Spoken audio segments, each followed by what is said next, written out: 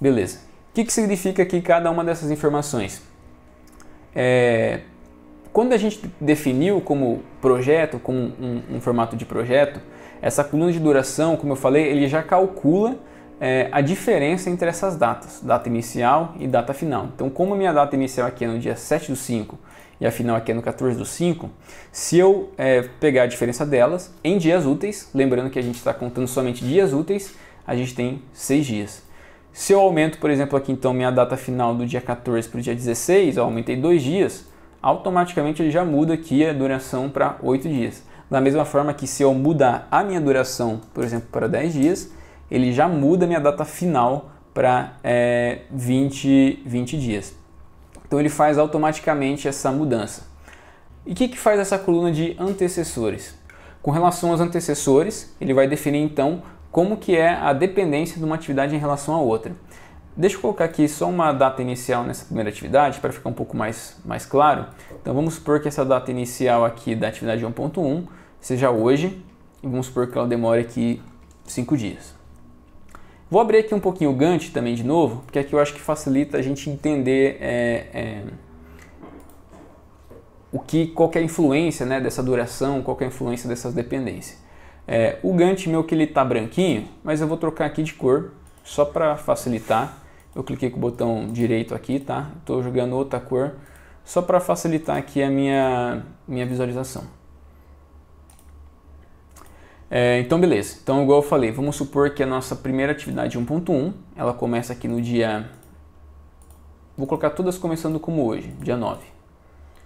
E aí a atividade 1 aqui demora 5 dias, a atividade da linha 3, né, que é a segunda atividade, demora 10 dias, essa outra aqui demora 1 dia. Não estou me atentando, tá, o que é atividade, é mais para a gente entender aqui como que funcionam essas dependências. Se eu não tenho nenhuma dependência entre elas, elas podem ocorrer, igual a gente está vendo aqui, em paralelo. Mas se eu tenho, por exemplo, alguma dependência de modo que a atividade 3 ela seja bloqueada pela atividade 2, ou seja, ela só pode ocorrer depois que a 2 for finalizada, a gente pode incluir aqui, então, na linha de antecessor, né, na linha 3, na coluna de antecessor, o número da coluna, o número da atividade que ela é dependente. Então, a gente vai falar que a coluna 3 tem uma dependência, né? Ela tem um antecessor, uma atividade antecessora, que é da linha 2. Então eu venho aqui e coloco o número da linha que é o 2. O que ocorreu? Não sei se vocês repararam, vou até apagar aqui de novo. Apaguei. Quando eu apaguei ele não volta. Vou dar um Ctrl Z.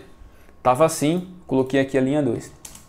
Quando eu coloquei a linha 2, repara aqui na flechinha, ó, que a gente está dizendo então que essa atividade ela só pode ocorrer depois que a outra terminar. Então ela foi empurrada automaticamente para frente. E isso acaba sendo muito importante porque quando a gente tem ali algumas atividades que são dependentes, vou colocar por exemplo essa atividade aqui, vou diminuir aqui a duração só para facilitar a visualização, eu vou colocar aqui 3 dias e vou colocar que essa atividade 1.3 só pode ocorrer também depois da atividade 2. E vou colocar aqui a atividade aqui 1.4 só pode ocorrer depois da atividade 3 e ela tem uma duração aqui de 3 dias. E vou colocar aqui também só de outra cor para facilitar. Por que é legal ter essa amarração? Quando a gente tem essa amarração, a gente consegue entender melhor a influência do nosso cronograma como um todo. De modo que se, por exemplo, a minha atividade 1 ela atrasou, né, ela estava prevista para demorar 5 dias e ela durou um pouquinho mais, demorou, por exemplo, 7 dias, todas as atividades depois, né, todo o meu cronograma ele já foi automaticamente empurrado para frente. Porque eu tenho uma amarração e eu consigo então empurrar essas atividades para frente ou para trás.